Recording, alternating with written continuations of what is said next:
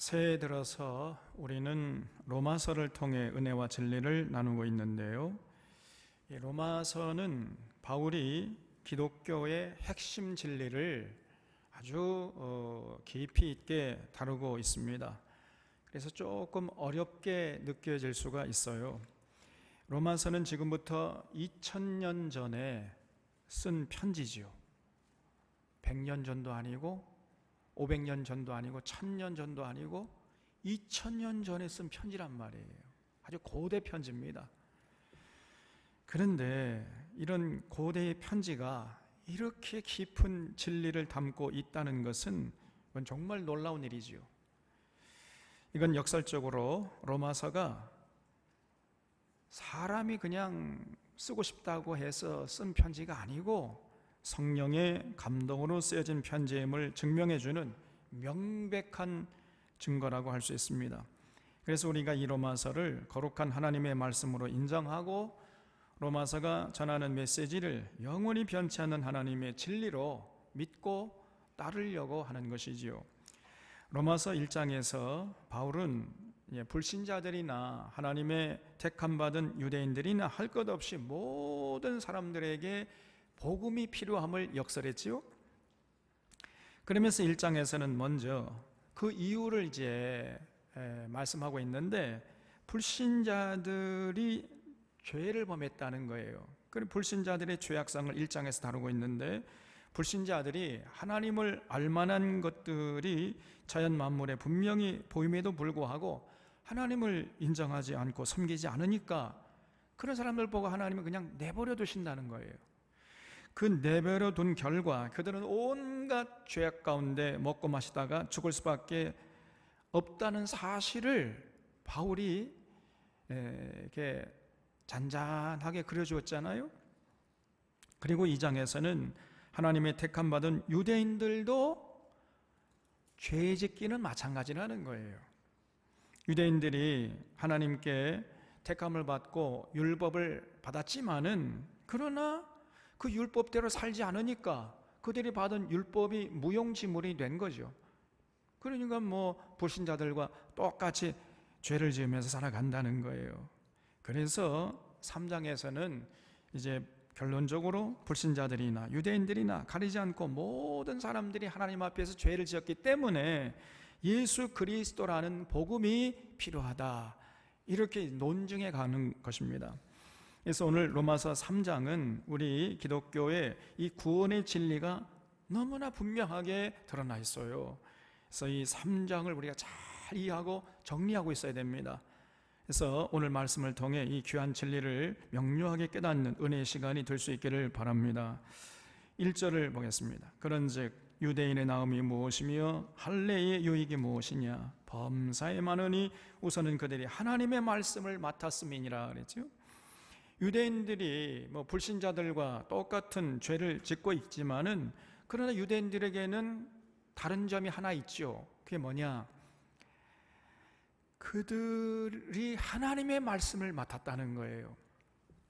그렇잖아요. 이 우주 만물을 창조하신 여호와 하나님께서 특별히 유대인들을 주목하시고 유대인들을 신의 산에 불러 모아가지고 유대인들에게 율법을 주셨잖아요.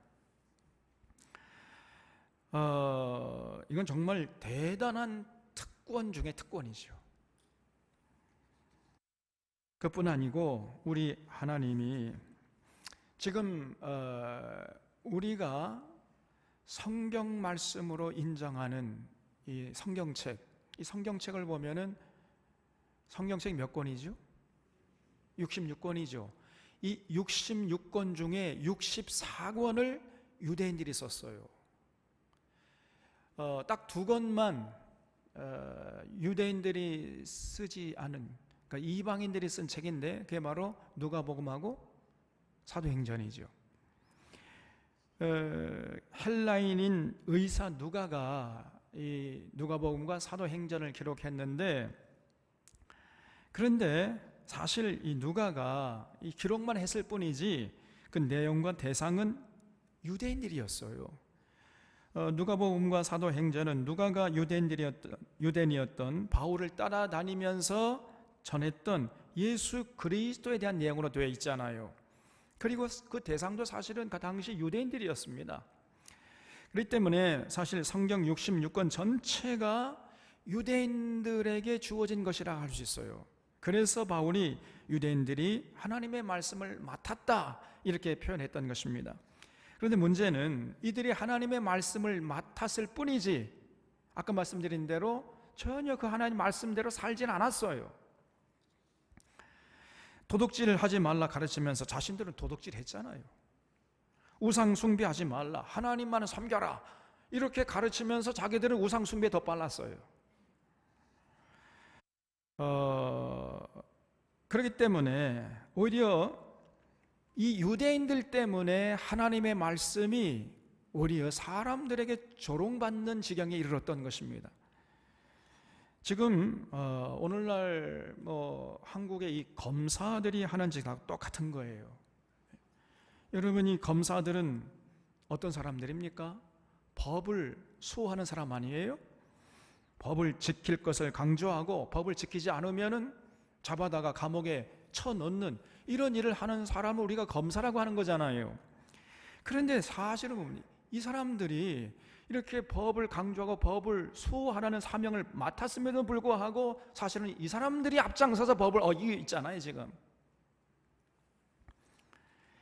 현재 검사들에 대한 기소율은 여러분 0.1%에 지나지 않는다고 그래요.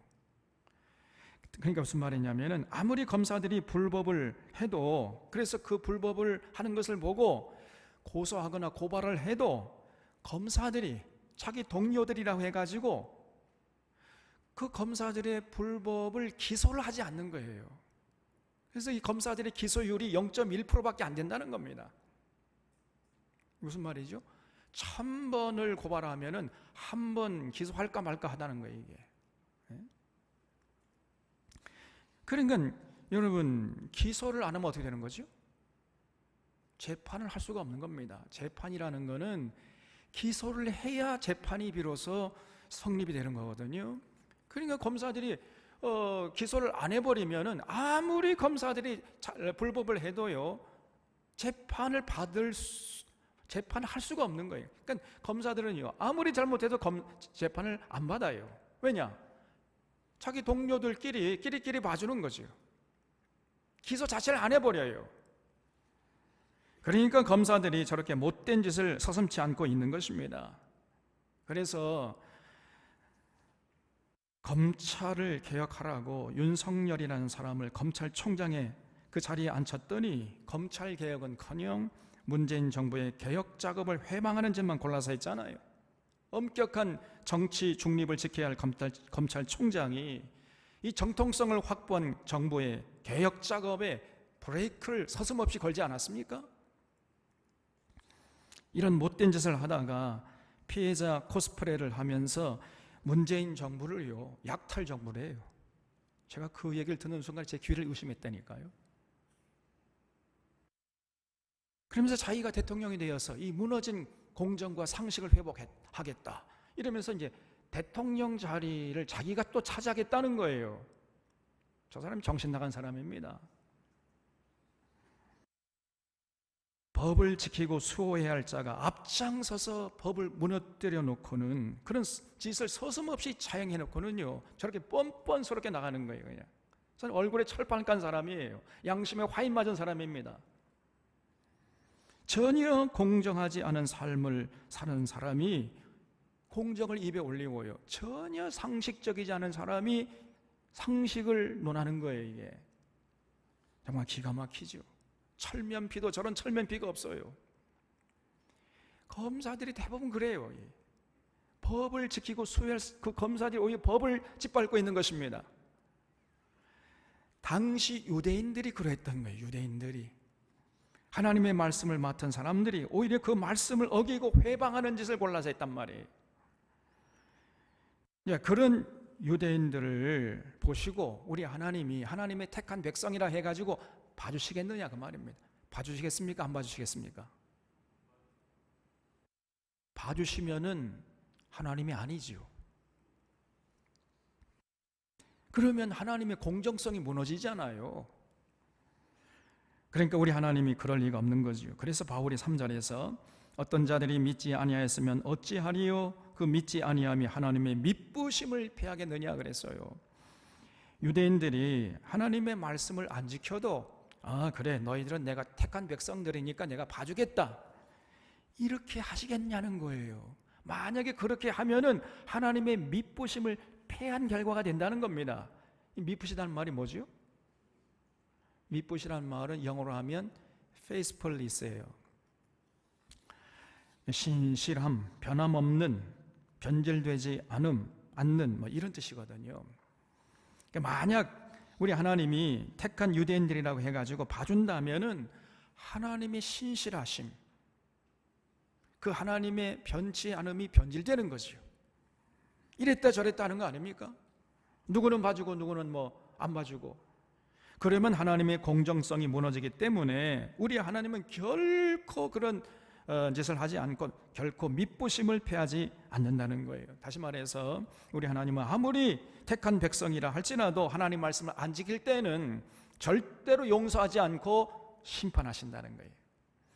그래서 4절에 그럴 수 없느니라 사람은 다 거짓되되 오직 하나님은 참되시다 할지어다 기록된 바 주께서 주의 말씀에 의롭다함을 얻으시고 판단받으실 때 이기려 하심과 같으니라 그랬어요. 우리 하나님은 절대로 죄 있는 사람을 죄 없다 하면서 그냥 넘어가시는 그런 하나님이 아니시라는 것입니다. 사람들은 이제 그럴 수 있죠. 뭐 검사라고 봐주고 자기 고향이라고 봐주고 자기 동향이라고 봐주고 좀 친하다고 봐주고 이렇게 은근슬쩍 넘어갈 수 있지만은 우리 하나님에게는요 절대 그런 모습이 없어요. 아무리 택한 백성이라 할지라도 죄를 범하면 누구나 다 그 죄값을 받게 하시는 그런 하나님이시라는 거예요. 그래서 5절에 그러나 우리 불의가 하나님의 의를 드러나게 하면 무슨 말 하리요? 내가 사람의 말대로 말하는 대로 말하노니 진노를 내리시는 하나님이 불의하시냐. 이 무슨 말이냐면요, 하나님이 택한 백성들이라 할지라도 예우 없이 심판하니까 사람들이 그걸 보면서 이야 그 여호와 하나님 진짜 멋지다, 저렇게 택한 백성이라도 사정없이 심판하시네, 그 하나님은 진짜 공평하시고 공정하신 분이야, 이렇게 찬양할 것이 아니라는 거예요. 그러면 유대인들 때문에 하나님의 공정성이 드러난 셈이잖아요. 그렇다면은 그 하나님이 공정하시다는 것을 드러낸 유대인들에게 상을 줘야지 어떻게 유대인들을 심판하냐 말이에요. 그 유대인을 심판하는 하나님 불의하는 게 아니냐? 이런 논리가 성립될 수 있잖아요. 그런 의문에 대해서 바울이 뭐라고 얘기하냐면 6절에 결코 그렇지 아니하니라. 만일 그러하면 하나님께서 어찌 세상을 심판하시리요 그랬어요. 하나님이 택한 백성들을 심판한다 할지라도 우리 하나님은 결코 불의하신 분이 아니라는 거예요.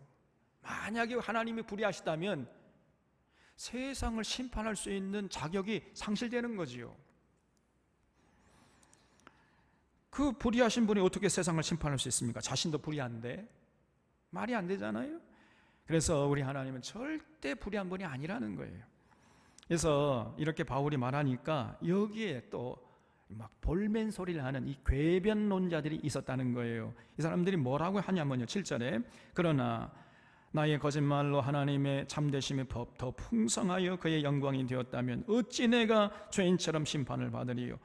또는 그러면 선을 이루기 위하여 악을 행하자 하지 않겠느냐? 어떤 이들이 이렇게 비방하여 우리가 이런 말을 한다고 하니 그들은 정죄받는 것이 마땅하니라 그랬어요. 이게 무슨 말이냐면은 궤변론자들이 이제 하는 얘기인데, 아니 내가 거짓말하는 것을 보고 하나님이 심판하시면은 아니 그러면 결국 나 때문에 하나님의 공정성이 드러나게 되는 건데 그러면 내게 상을 줘야지. 어떻게 나를 죄인처럼 심판하냐? 그럼 어떡하냐? 이렇게 궤변을 늘어놓는 거죠. 그게 궤변 아닙니까? 그리고 그러면은 뭐 하나님의 참되심을 드러내기 위해서 그럼 우리가 더 죄를 지으면 되겠네? 죄를 많이 지으면 지을수록 하나님의 공정성이 더 드러난 거잖아. 그러니까 바울 당신이 말이야 우리 보고 하나님의 공정성을 드러내기 위해서 더 죄를 지으라고 가르치는 거야. 이렇게 하면서 바울을 공격하는 사람들이 있었다는 거예요. 바울이 그런 궤변론자들은 하나님에게 정죄받는 것이 마땅하니라 이렇게 일축해 버리잖아요. 그래서 그런 궤변론자들이 아무리 장광설을 늘어놓아도 바울은 굳세게 모든 인간이 하나님 앞에서 죄를 지었으므로 하나님의 심판을 면치 못한다는 거예요. 이거를 강력하게 선포했다는 것입니다. 그래서 9절에 그러면 어떠하냐? 우리는 나으냐? 결코 아니라 그랬어요. 심지어 바울도 하나님 앞에서 죄인이라는 거지요. 그러면 어떠하냐? 우리는 나으냐? 결코 아니라. 유대인이나 헬라인이나 다 죄 아래 있다고 우리가 이미 선언했느니라. 기록된 바 의인은 없나니 하나도 없으며 깨닫는 자도 없고 하나님을 찾는 자도 없고 다 치우쳐 함께 무익하게 되고 선을 행하는 자는 없나니 하나도 없도다 그랬죠. 여러분, 지금 이 말씀이 단순히 바울의 말이 아니라 여러분과 저를 비롯한 모든 인간들에 대한 하나님의 판결문이에요. 이 선언에 대해서 아무리 입이 10개라 할지라도 유구무원입니다. 하늘 아래 모든 사람들이 하나님 앞에서 죄인이에요. 정도의 차이는 있지만은 이방인들이나 유대인들이나 할 것 없이 모든 사람들이 죄를 짓기는 다 마찬가지입니다. 겉으로 볼 때 뭐 법 없이 살만한 착한 사람들도 있고 또 교양이 철철 흘러넘치는 도덕군자들도 있을 것입니다. 그러나 그런 자들도 하나님 보실 때는 똑같은 것이요. 그래서 제가 지난번에 말씀드렸잖아요. 성경에서 말하는 죄, 그 죄를 헬란말로 하마르티아라고 하는데 그 뜻은 단순히 도덕적이고 윤리적인 것이 아니고 정해진 길에서 이탈해 있는 상태. 그 관역이 있어가지고 화살을 쐈는데 그 화살이 관역을 명중하지 않고 옆으로 비껴나가는 상태, 그거를 하마르티아라고 말씀을 드렸어요. 다시 말해서 성경에서 말하는 죄는 하나님과의 관계가 깨진 상태를 말하는 것입니다. 이 우주 만물을 창조하시고 섭리하시는 하나님을 섬기지 않는 것, 하나님과의 관계가 깨진 상태가 바로 죄라고 성경은 얘기하고 있는 거예요. 하나님이 우리를 창조하시고 우리를 다스리시고 우리 아버지가 되시는데 그런 하나님을 찾지도 않고 섬기지도 않고 그 하나님의 뜻을 받들지도 않고 살아가는 그 자체가 그건 큰 죄인 것이에요. 그래서 세상 법을 다 지키고 도덕적으로 윤리적으로 훌륭하게 살아간 사람이라 할지라도 하나님을 모르고 하나님을 찾지 않고 살아갔다면 그는 하나님 앞에서 죄인이죠. 그래서 13절에 그들의 목구멍은 열린 무덤이요 그 혀로는 속임을 일삼음이요 그 입술에는 독사의 독이 있고 그 입에는 저주와 악독이 가득하고 그 발은 피 흘리는데 빠른지라 그랬어요. 여러분, 이것이 인간의 실존적인 모습이라는 거예요. 다윗은 시편 51편에서 뭐라고 얘기했냐면요, 내가 죄악 중에 출생하였으며 모친이 죄 중에 나를 출생하였음이니이다, 이렇게 고백을 했어요. 다시 말하면요, 다윗은 자기가 어머니 뱃속에 있을 때부터 죄를 범했다는 거예요. 그렇게 고백하고 있는 겁니다. 태어날 때부터 죄로 시작해가지고 죄 가운데 먹고 마시다가 죄 가운데 죽는 것이 인간의 실존임을 깨달은 사람이 바로 다윗이에요. 여러분, 인간이 죄를 지어서 죄인이 아니고 죄인이기 때문에 죄를 짓는 것입니다. 그래서 그 인간 모든 사람들에게 이 죄에 대한 속성이, 이 죄성이라는 게 있단 말이에요. 16절에 파멸과 고생이 그 길에 있어 평강의 길을 알지 못했고 그들의 눈앞에 하나님을 두려워함이 없느니라 함과 같으니라 그랬죠.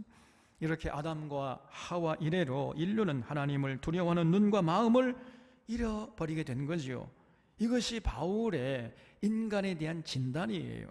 그래서 이렇게 하늘 아래 모든 사람들이 전부 죄인들임을 논증한 다음에 바울은 이제 19절 이하에서 정말 바울이 전하고 싶었던 결론으로 이제 치닫고 있어요. 그러니까 음악으로 치면은 점점 클라이맥스로 지금 치닫고 있는 거예요. 그래서 19절 이하부터 이 31절까지 그 내용이 너무너무 중요해요. 여러분, 이걸 정말 우리가 올바로 이해하고 올바로 받아들일 수 있어야 됩니다. 그러니까 여기서부터 정말 우리가 귀를 쫑긋 세워야 돼요. 19절에 우리가 알거니와 무릇 율법이 말하는 바는 율법 아래에 있는 자들에게 말하는 것이니 이는 모든 입을 막고 온 세상으로 하나님의 심판 아래에 있게 하려 함이라 그랬어요. 이 말을 이해하려면 구약 성경을 좀 이해해야 돼요. 바울은 구약 성경에 정통했기 때문에 바울의 말은 구약 성경을 이해하지 않으면 참 이해하기 어려워요.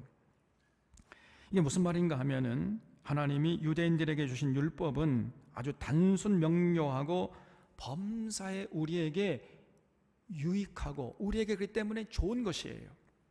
그래서 말라기 선지자가 그 율법의 속성을 한마디로 요약을 했어요. 뭐라고 요약했냐면은 하나님의 율법은 생명과 평안의 법이니라. 이 말라기에서 2장 5절에 있는 말씀입니다. 그냥 놀라운 얘기예요. 다시 말해서 이 생명과 평안의 법이다. 이게 무슨 말이에요? 율법대로 살아갈 때만이 정말 사람이 사람답게 살 수가 있게 된다는 거예요. 진정으로 사람다운 삶을 살아갈 수 있고 참 평안과 기쁨과 참 자유함을 만끽하면서 살아가는 그런 인생이 된다는 거예요. 그런 삶의 원리로서 주어진 것이 율법이라는 것입니다.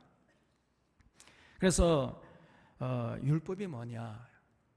개인은 행복하고 사회는 평화롭고 국가의 국력을 강하게 해서 어떤 이방 사람들이 넘보지 못하게 만드는 그런 나라를 만들어주는 그런 삶의 원리, 그것이 바로 율법이라는 거예요.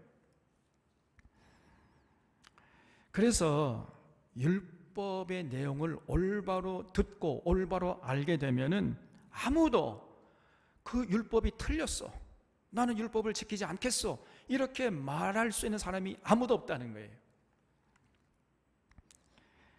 그 율법대로 산다고 뭐 생명을 얻고 평안을 얻고 그런 거 아닙니다.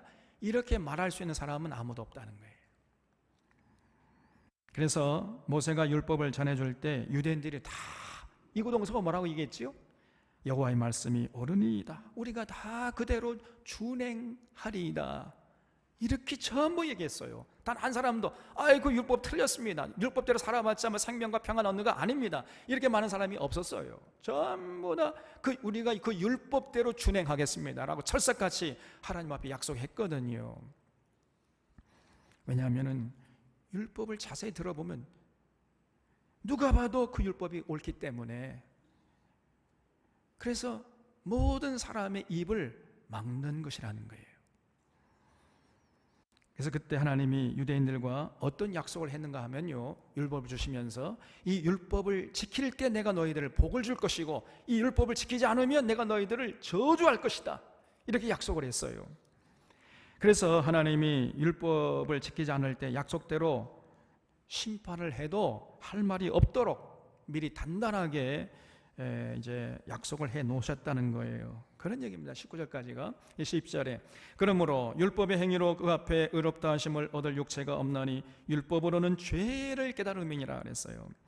하나님이 율법을 주실 때 원래 목적은 그 택함 받은 백성들의 행복한 삶의 비결로 주신 것인데, 이 사람들이요 그 율법을 안 지켜버리니까 그 율법이 이제 얼마나 하나님 앞에 잘못 살고 있는지를 드러내는, 모두가 하나님 앞에서 죄를 지은 죄인임을 깨닫게 하는 도구로 변질되어 버린 거지요.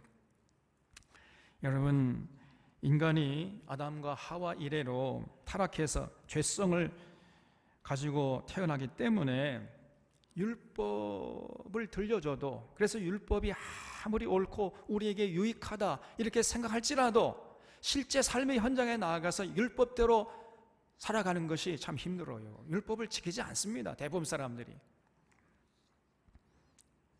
왜냐? 죄성이라는 그 악한 성질이 그 인간마다 그 인격의 그 중심부에 딱 자리를 잡고 있기 때문에 아무리 그 율법이 우리에게 유익한 것이고 좋은 것이라고 생각해도 실제로는 삶의 현장에서 율법을 안 지킨단 말이에요. 아니, 못 지킵니다. 그 인간의 내부에 자리 잡고 있는 그 죄성이란 것이 우리 자꾸 회방하는 것이란 말이에요. 그래서 아무리 율법이 옳고 유익하다 이렇게 생각을 해도 실제로는 율법을 지키지 않아요. 그러면서 이렇게 옳고 유익한 율법을 행하지 않다니 우리가 진짜 죄인들이구나 하는 것을 깨닫게 된다는 거예요. 그래서 입이 10개라도 할 말이 없게 만드는 그런 역할을 율법이 한다는 것이죠. 21절에 이제는 율법 외에 하나님의 한 의가 나타났으니 율법과 선지자들에게 증거를 받은 것이라. 곧 예수 그리스도를 믿음으로 말미암아 모든 믿는 자에게 미치는 하나님의 의니 차별이 없느니라. 그랬어요. 이렇게 인간들이 전부 율법을 지키지 않아서 죄인으로 전락하니까 이제 하나님 입장에서 볼 때는요, 하나님도 곤란한 거예요. 왜냐? 하나님이 인간을 만물의 영장으로 창조하셨잖아요. 인간이 하나님의 작품 아닙니까? 하나님의 최고의 작품이 인간인데, 근데 하나님의 최고의 작품이 전부 죄 가운데서 불행하게 살아가니까 그러면 하나님도 입장이 곤란한 거지요. 그래서 인간들이 전부 죄인들로 전락해서 불행하게 살아가는 모습을 보시고 보다 못하신 하나님이 그 죄 사슬을 끊고 행복하게 살아갈 수 있는 비결을 마련하셨다는 거예요. 그 하나님의 히든 카드가 뭐냐? 그것이 바로 누구요? 예수 그리스도시라는 것입니다. 그래서 거기 하나님의 한 의가 나타났으니 율법과 한 선지자들에게 증거를 받은 것이라에 줄을 쳐주시기 바랍니다. 여기에 율법과 선지자를 할 때 율법이라는 것은 구약 성경의 율법서를 말해요. 그리고 선지자들은 구약 성경의 예언서들을 말합니다. 그래서 율법서와 예언서들을 보면은 거기에 이렇게 기록되어 있잖아요. 하나님이 언젠가 메시아를 보내셔서 온 인류를 구원하시고 통치하실 것이다. 이런 내용들이 그 율법서와 예언서에 기록되어 있잖아요. 우리가 성경 강의를 통해 다 그걸 확인해 봤잖아요. 그래서 그 예언이 바로 예수님을 통해서 완전히 이루어졌다는 거죠. 그래서 우리가 죄의 사슬에서 벗어나는 길은 예수님을 그리스도로 믿고 따르는 길 외에 다른 길이 없다는 거예요. 그렇게 될 때만이 불신자나 유대인들이나 할 것 없이 모두가 비로소 죄의 사슬에서 벗어날 수 있다는 겁니다. 23절에 모든 사람이 죄를 범하였음에 하나님의 영광이 이르지 못하더니 그랬어요. 여러분 이 23절에다가 앞에다가 별표 10개 별표 10개를 해주세요. 그냥 사정없이. 이 23절이 로마서 1장에서부터 로마서 3장까지의 결론이에요. 지금 바울은 하나님을 믿지 않는 불신자들이나 하나님의 말씀을 맡은 유대인들이나 할 것 없이 이 세상의 모든 사람들이 죄를 범했다고 선포하고 있어요. 오늘 말씀을 기록한 바울도 예외가 아니고 저와 여러분도 예외가 아니라는 거예요. 여러분 이 죄에서 그 누구도 자유로울 수 있는 사람이 없다는 겁니다. 그래서 우리도요 가만히 보면 내 뜻대로 사는 것 같지만 내 뜻대로 사는 게 아니에요. 죄의 뜻대로 죄가 끌어가는 대로 우리는 끌려갈 뿐인 것입니다. 이것이 인간이에요. 그래서 이 죄가 모든 불행의 씨앗이 되는 거지요. 이 죄가 하나님이 주신 행복을 갉아먹고 하나님이 주신 이 평안을 깨트리는 거예요. 그래서 그냥 서로 미워하게 하고 다투게 하고 싸우게 하고 수근수근거리게 하고 죽이게 하는 겁니다. 우리도 그렇잖아요. 뭐 남에 대해서 칭찬하는 것보다 흉보는 거 즐겁잖아요. 왜 이렇게 세상이 조용합니까? 이웃을 도마 위에 올려놓고 험담하면서 막 수근수근하고 수다 떠는 거 그거 참 즐겁잖아요. 그런 다음에 아이고 내가 수근수근하지 말라고 그랬는데 다시는 그렇게 하지 말아야지 이렇게 해도 그 다음에 또 해요 안 해요?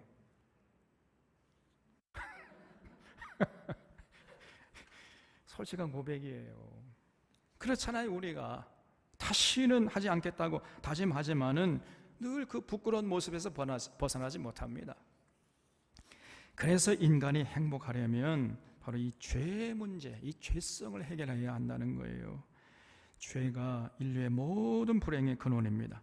그러면 어떻게 우리가 죄에서 노임을 받고 벗어날 수 있을까? 바울이 그 비결을 24절에서 제시하고 있는데, 그리스도 예수 안에 있는 성량으로 말미암아 하나님의 은혜로 값없이 의롭다 하심을 얻은 자 되었느니라. 예수를 하나님이 그의 피로써 믿음으로 말미암은 화목제물로 세우셨으니, 그랬어요.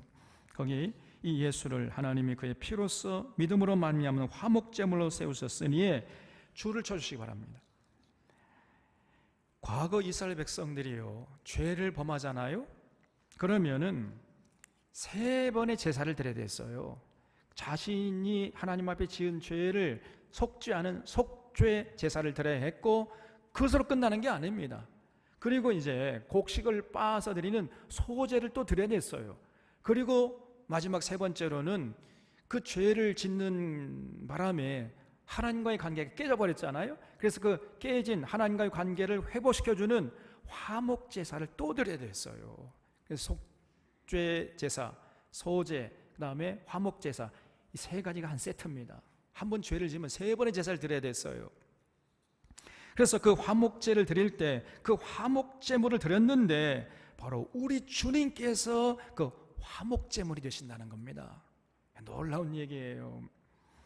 우리 주님이 십자가에서 죽으신 것은 단순히 우리의 죄를 대신하는 속죄제물로 죽으신 정도가 아니고, 하나님의 그 깨진 관계, 죄로 말미암아서 하나님과의 깨진 관계까지 회복하게 해주는 화목제물로 드리셨다는 거예요.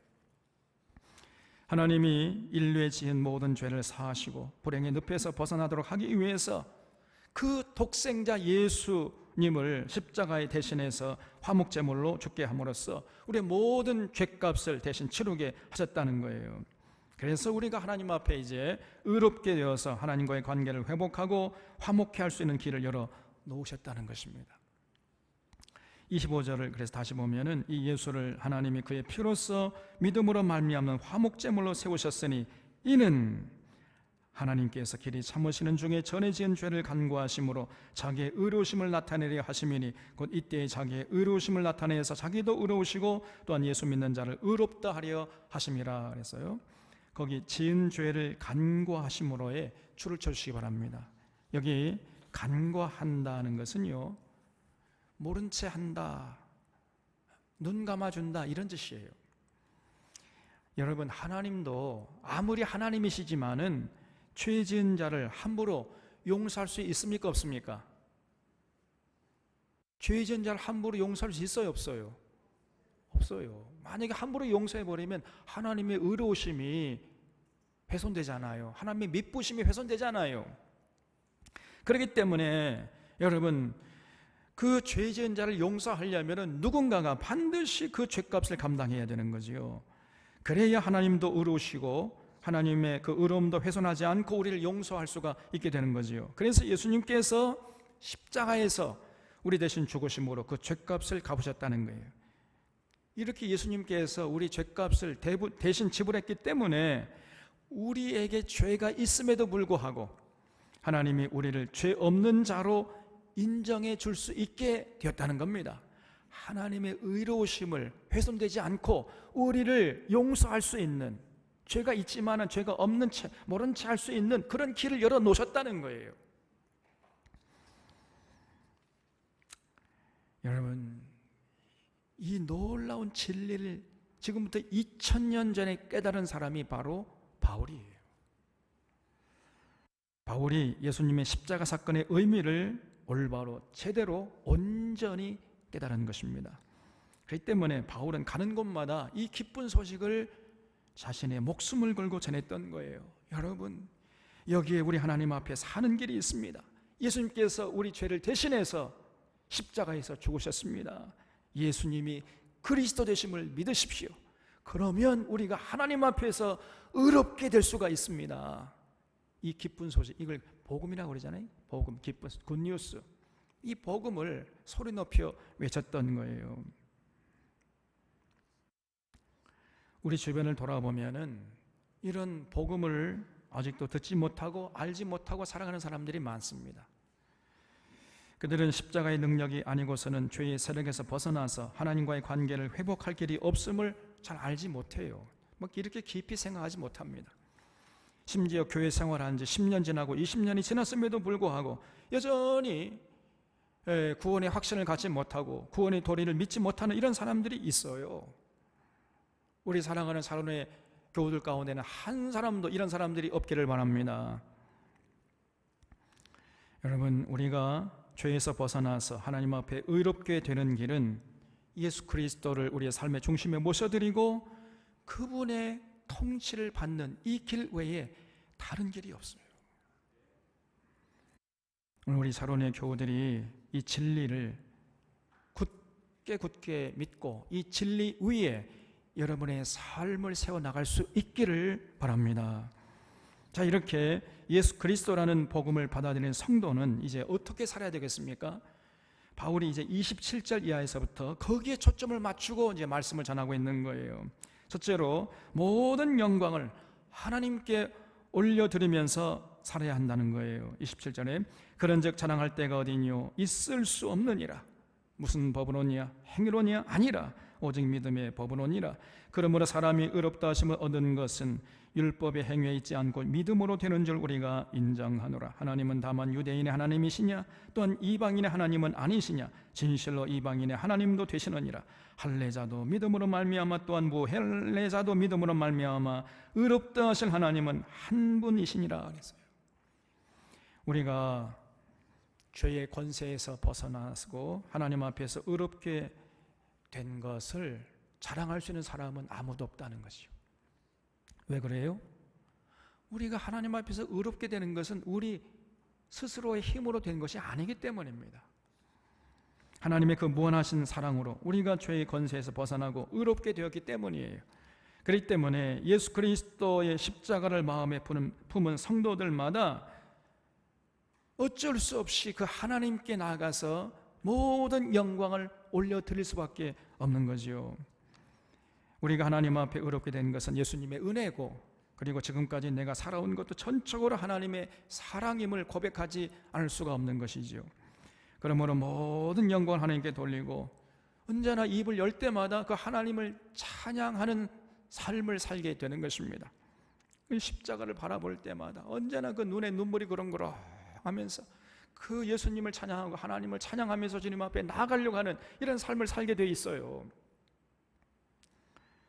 그 찬송가 중에 그런 찬송이 늘 울어도 눈물로써 못 갚을 줄 알아 몸 밖에 드릴 것 없어 이 몸 바칩니다. 그 찬송이 있잖아요. 그렇게 모든 영광을 하나님께 올려드리는 이런 삶을 살게 되는 것입니다. 그리고 두 번째로 이제 복음을 받아들인 자가 할 일이 있는데 31절에 그런즉 우리가 믿음으로 말미암아 율법을 파괴하느냐? 그럴 수 없느니라. 도리어 율법을 굳게 세우느니라 그랬어요.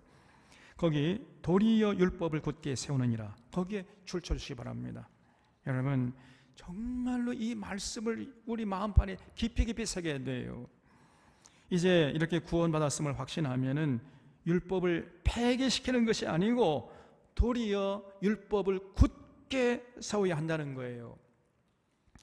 구원을 받기 위한 것이 아니고 구원받았기 때문에 율법을 지키려고 해야 한다는 것입니다.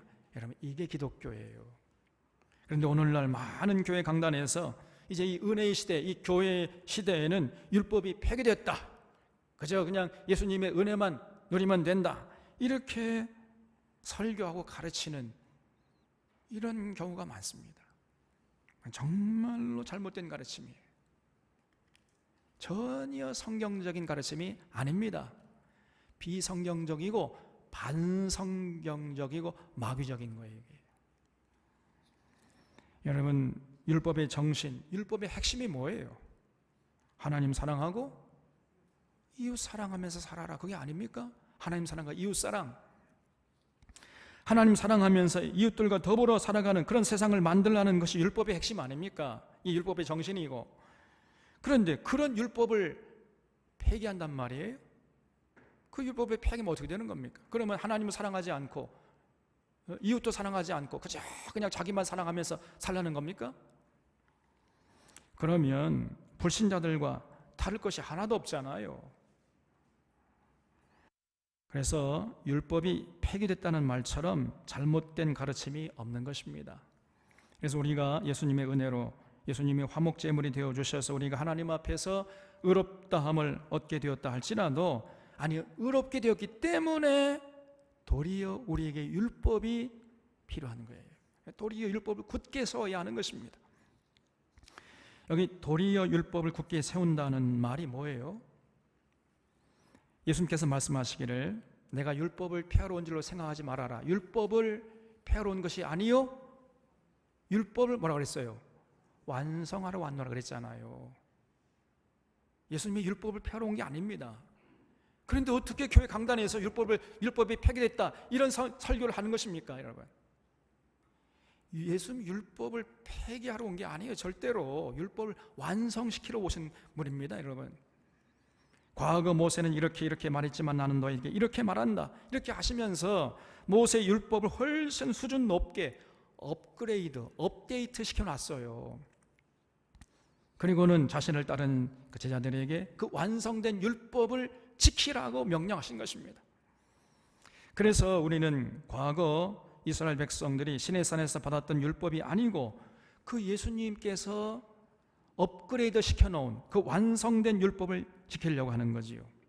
도리어 율법을 굳게 세우느니라 할 때 말이 바로 이런 뜻입니다.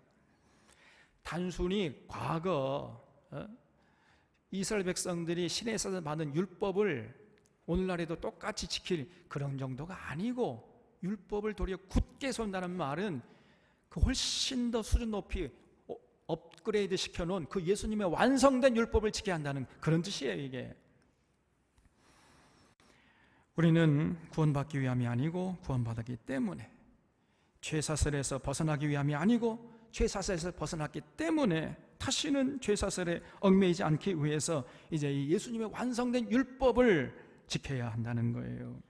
그래서 예수 그리스도를 믿는 모든 성도들은 여러분 십자가의 길에 서서 예수님께서 가르쳐주신 이 완성된 율법을 삶의 이정표로 삼고 살아야 합니다. 이것이 신앙생활이에요. 여기에 신앙의 열정을 불태워야 하는 것입니다, 여러분. 그 완성된 율법대로 살아가는 길은 올라가는 길이 아니고 내려가는 길이에요. 동의하십니까? 여러분 자꾸 올라가려고 하지 말아요. 예수 믿는다고 하면서 자꾸 세상 높은 곳에 올라가려고 한다는 그건 결국은 자기 삶을 스스로 믿지 않는 자라는 것을 증명해주는 증거예요. 예수 믿는 사람들은요 오히려 자꾸 내려가려고 그래야 돼. 내려가려고. 세상 사람은 자꾸 높이 올라가려고 그러지요.